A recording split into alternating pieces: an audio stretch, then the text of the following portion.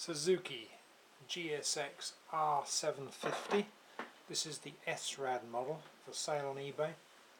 If we go through the paperwork that I've got with the bike first, it comes with its V5 registration document that shows it has 3 former keepers.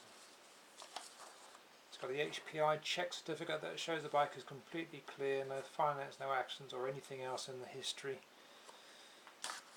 It's got its old MOT test certificates, the last one expiring November 2010. It's got some other older MOT test certificates there as well. It's got the owner's manual. It's got its service book with the last service there stamped in 1997 at 6,000 miles. It's got data tag, membership details. It's also got its service history invoices there, with the last one showing 2009 when it was last put into action. It's also got some fairly irrelevant paperwork as well, like old V5s and that kind of thing. Just looking around the bike, there's not much to point out, but there are some things that need doing. The bike's been left standing for quite a while for a second time, but anyway, so I'll explain that in a moment. So first thing to point out there, the bike needs another battery. There is some life in the battery. It's enough to turn the engine over a little bit, but it's not going to be any good now. It's been flat for too long. The carburetors leak fuel when you press the starter. So what happens is, as the engine starts to turn over, the vacuum tap opens the fuel and then it leaks out the carburetors.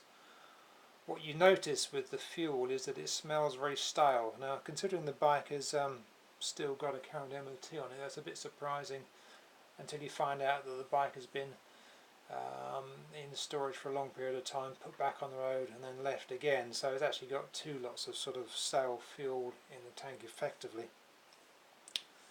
Another set of carburetors was fitted to the bike in 2009 because the old ones had gummed up, but we're going to need looking at again here.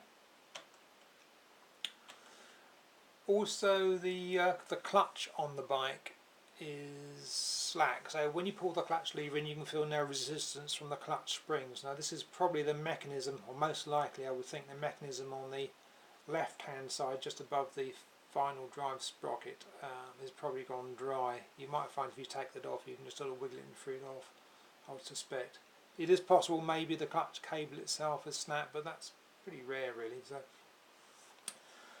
that's about it. The bike wants recommissioning, wants putting back on the road. It's just been left for too long. I would have gone for a ride on it, but it was just a little bit more work than I can take on at the moment. So you've got to stop the fuel leaking, you've got to free the clutch off, you've got to put a battery in it at a minimum. With a bit of luck that will be all it needs, but you've at least got to do that. So you need a bit of mechanical competence and you need some spare time, but it'll be cheap, so good luck with the bidding.